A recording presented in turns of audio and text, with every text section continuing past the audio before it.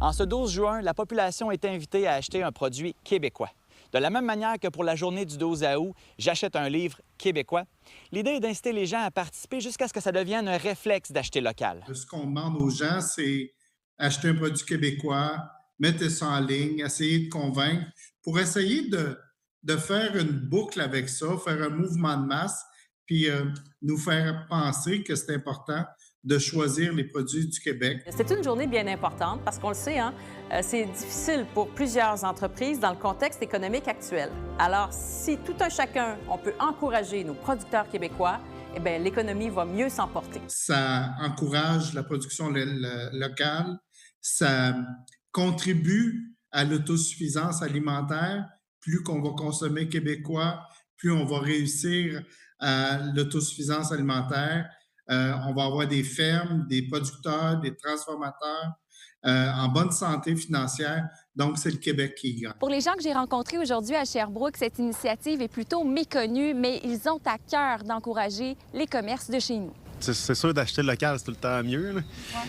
Mais je n'ai pas... pas parce que c'est la date, là, mais en général, je pense que c'est une bonne chose d'acheter local. Là. Ouais. Trouvez que c'est important d'acheter localement? Oui, bien sûr. C'est très important pour toutes les sociétés. Oui, bien sûr. Oui. Je viens m'approvisionner en fromage québécois et probablement un fromage même estrien. Pourquoi c'est important d'encourager justement les commerces locaux? Essentiellement, c'est l'humain, c'est la personne qui travaille, qui a fait pousser le truc ou qui a fait le lait, il a trait les vaches. Bien, cette personne-là, elle va nourrir sa famille, et ainsi de suite. Fait que c'est une communauté. On repasse toujours par l'humain, puis ça fait une communauté qui est saine. Comme on peut avoir les fermes qui vont être locales, qu'on peut venir vraiment chercher tout ce qui est fruits et légumes. On peut avoir les cafés locaux ici. Donc, je pense vraiment que c'est quelque chose qui est bien, là, qu'on peut mettre de l'avant. Prendre action en achetant un produit québécois, un produit local, c'est certes l'occasion d'encourager un commerce de votre région, mais c'est aussi l'occasion de favoriser l'ensemble d'une économie qui tourne autour de ces 10 commerces. C'est ce que m'expliquait la propriétaire de la micro-laiterie Riverain-du-Lac qui m'a invité pendant sa préparation de gelato. Quelqu'un qui dépense 1 $ en produits québécois, il y a 66 sous en moyenne qui revient dans la population. Tandis que si tu achètes un produit importé, ben c'est juste 11 sous du dollar qui revient. En soutenant une micro-laiterie comme la nôtre, ben ça soutient aussi le travail des producteurs autour. Fait que ça fait vivre tout le village. Je dis pas juste d'encourager le local, c'est juste d'investir dans le local. Même si c'est la journée du 12 juin qui est attitrée comme la journée où acheter un produit québécois, il ne sera jamais trop tard pour encourager nos commerçants locaux.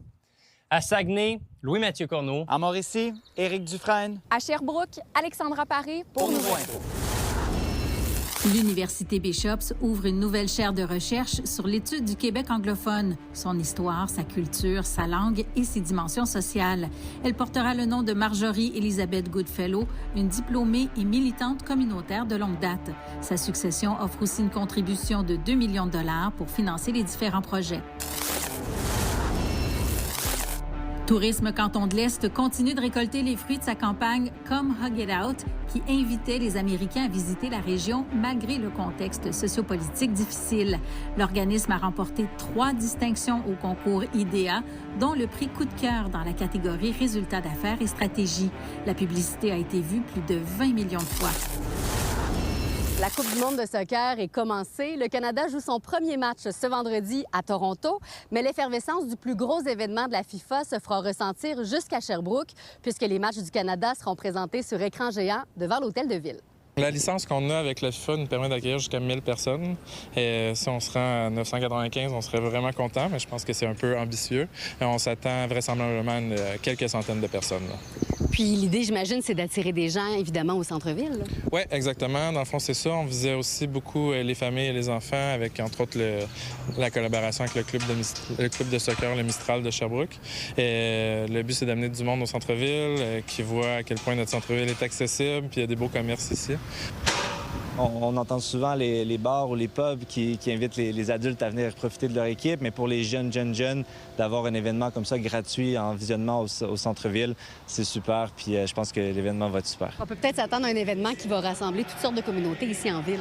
Ah oui, ça, je vous le garantis. Je vous le garantis, il va y avoir toutes sortes de personnes de partout dans le monde, de différentes origines, puis ça va être super. Donc, tout le monde va partager ça. Est-ce que tout le monde prend pour le Canada? On espère que oui, mais on va voir. Les commerçants du centre-ville espèrent aussi profiter de cet l'engouement. Cet après-midi, on attend beaucoup de gens quand même. C'est super intéressant de voir.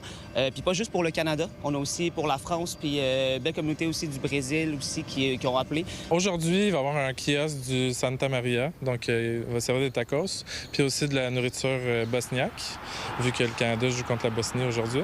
Et pour la semaine prochaine, on va essayer de voir s'il y a d'autres restaurateurs qui veulent se joindre à nous. Là, on commence un petit peu plus light, si vous me permettez l'expression, vu que c'est la première édition. Mais dès la semaine prochaine, là, on veut améliorer ça. Aujourd'hui, il va aussi avoir de la bière, du bac et bière qui va être servi. Est-ce qu'il y a déjà pas mal de réservations? Oui, vraiment. On est surpris aussi. Ça a commencé aussi à appeler pour la semaine prochaine, déjà, donc pour l'avance. Donc, ça, c'est super le fun à voir que je pense qu'on va avoir une belle année, une belle Coupe du Monde. Puis, le fait que c'est en Amérique du Nord, évidemment, je pense que ça aussi, ça le soulève un peu plus. Puis, surtout avec le fuseau horaire, ça, c'est plus intéressant aussi. Les heures sont plus intéressantes. Les années précédentes, on avait eu comme plus vers la fin de la soirée, vers 21h. Donc, ça, c'était plus difficile de faire sortir les gens. Qu'est-ce que l'idée, c'est de tester avec la FIFA puis de le faire, évidemment, pour d'autres événements par la suite? Oui, exactement. On aimerait ça, entre autres, quand le Canadien, l'année prochaine, va se rendre jusqu'en finale de la Coupe Stanley, présenter ces matchs-là. Là, une Coupe du Monde, ça a quel impact sur les inscriptions au soccer? Bien, en fait, je pense que l'impact va arriver après, donc après l'été ou peut-être même au milieu de l'été. On s'attend vraiment plus à l'automne, à l'hiver, peut-être même à l'été prochain. Une hausse d'inscription par rapport à ça, juste à cause de l'événement. Il y aura diffusion des matchs du Canada ici les 12, 18 et 24 juin et la grande finale du 19 juillet sera aussi présentée. À Sherbrooke, Fanny Lachance-Paquette pour Nouveau Info. Après Crépuscule pour un tueur, le Shawiniganais d'origine Raymond Saint-Jean s'allie à nouveau avec son co-scénariste Martin Gérard pour nous offrir cette fois un drame d'horreur psychologique, un genre qui est peu exploité au Québec. C'est un film dans lequel on suit une jeune fille qui rend visite à ses parents, qui apprend sur place que son père est décédé il y a quelques jours. Sa mère semble peu affectée, elle est déconnectée de la réalité. En plus d'être très proche de son nouveau voisin docteur, on en jase avec l'équipe du tournage qui était de passage à Trois-Rivières. D'abord, j'aimerais ça que vous me décriviez brièvement vos personnages, puis peut-être un défi que ce personnage-là vous a amené dans son interprétation. Ben moi, je fais le docteur Toupin, qui est un personnage très, très mystérieux, très complexe, qui c'est un méchant. Hein, on va pas se le cacher. Je fais le méchant du film, qui a des intentions nobles, mais malheureusement, ses actes le sont moins. Et c'est justement jouer avec un personnage qui a un mystère comme ça autour de lui, est-ce que ça demande un défi supplémentaire? Non, c'est juste du plaisir. C'est toujours le fun de se transformer. Alors moi, je fais une mère. Ça, j'en ai fait beaucoup. Je joue encore la mère de cette jeune femme extraordinaire, mais c'est une femme qui est un peu en déroute psychologique. Elle vit, en fait, son mari est malade. Il y a beaucoup de choses à l'intérieur de Thérèse. Donc, c'était très agréable à faire. Oui, Isabelle revient dans son village natal après un coming out qui s'est pas très bien passé.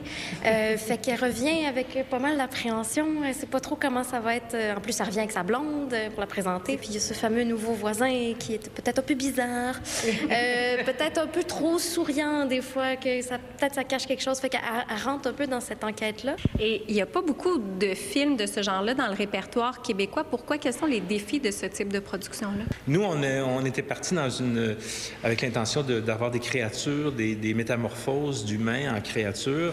Là, il y avait toute une question d'effets spéciaux, de maquillage. Donc ça, c'est le principal défi auquel on faisait face quand on a fait le film.